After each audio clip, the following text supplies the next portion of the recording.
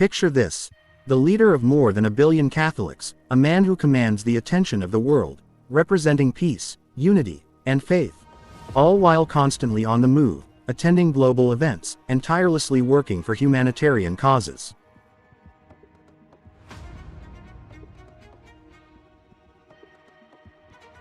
But have you ever wondered about the toll this lifestyle takes on the Pope's health? Hello and welcome to our channel. Today, we'll explore something that doesn't often make the headlines: the health challenges faced by the Pope. Particularly what is sometimes called the syndrome of the Pope. We'll dig into the recent illnesses that popes have suffered, how travel increases their risk of diseases, and what the future holds for the current Pope's health.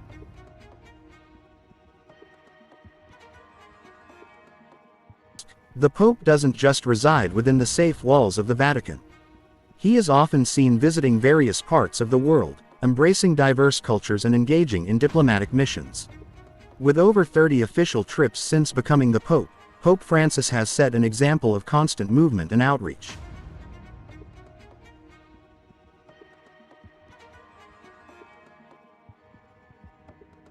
But with this commitment to travel comes increased exposure to illnesses, especially when we consider his age. At 87 years old, Pope Francis is more vulnerable to infections than ever before, particularly during international travels.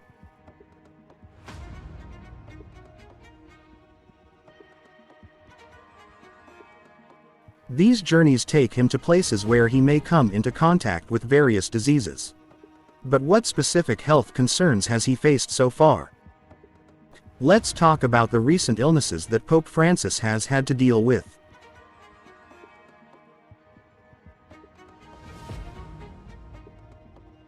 One of the most noticeable was his knee problem, a condition that forced him to use a wheelchair for some time. This condition is known as chronic knee pain, specifically in his right knee, which has made standing and walking for long periods incredibly difficult. Another health issue the Pope has battled is sciatica, a painful nerve condition that can cause discomfort from the lower back down to the legs.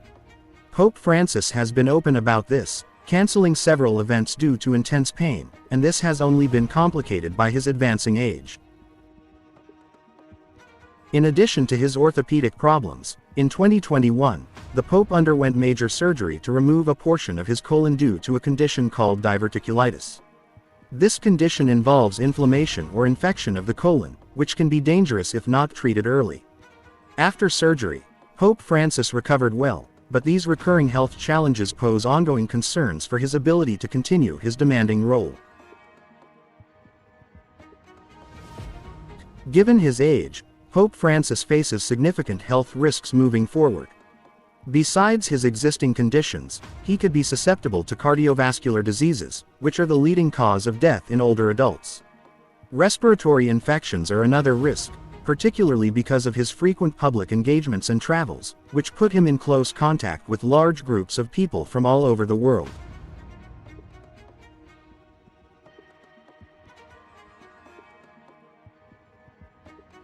Imagine this: a man who meets thousands of people a day, shakes countless hands, and attends mass gatherings. The risk of catching infectious diseases is undeniably higher for someone in his position.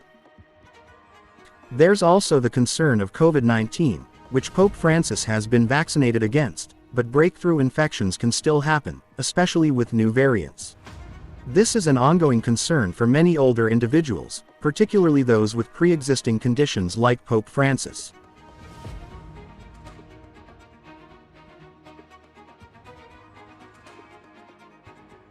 Before we dive deeper into the potential future health risks for the Pope, don't forget to like this video, subscribe to our channel, and hit that notification bell. Let us know in the comments what you think about the Pope's health and whether his busy lifestyle should be reconsidered for the sake of his well-being.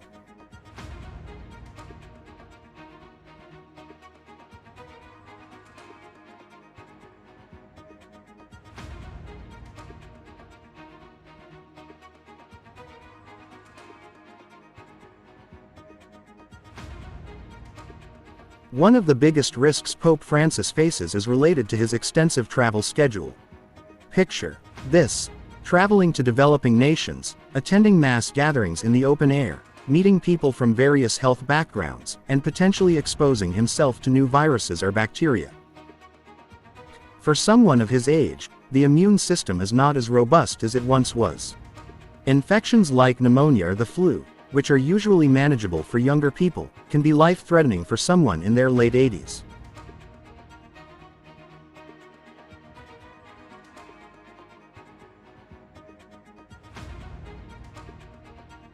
In fact, the Vatican itself has strict health protocols to minimize the risk of disease transmission during papal visits.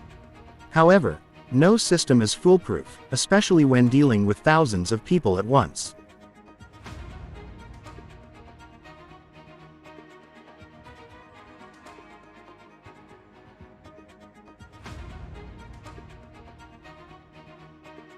Now, let's touch on what some have termed the syndrome of the Pope.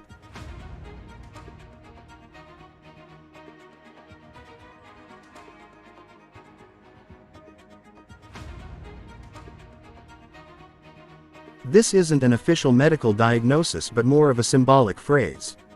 It refers to the immense pressure placed on the Pope due to his unique role, physically, mentally, and emotionally.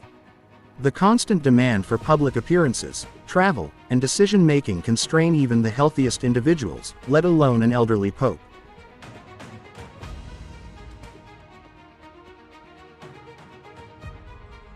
When we consider how Pope John Paul II's final years were marked by Parkinson's disease, or how Pope Benedict XVI resigned in part due to physical frailty, we begin to understand that being the Pope is not only spiritually taxing but physically demanding as well.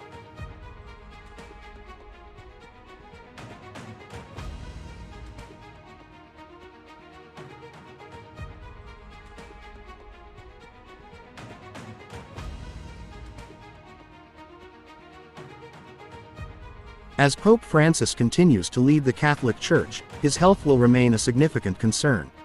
Whether it's his existing conditions like sciatica and diverticulitis or potential future health risks such as cardiovascular disease, the Pope's role is undeniably challenging for someone of his age. What we do know is that the Vatican has always adapted, and it will continue to protect the Pope's health as much as possible. However, we must recognize that no matter how much care is taken, the Pope's position will always come with inherent risks. The question that remains is, how will the Church balance the Pope's well-being with the demands of his global role? Let us know your thoughts in the comments below. Should the Pope slow down on his travels?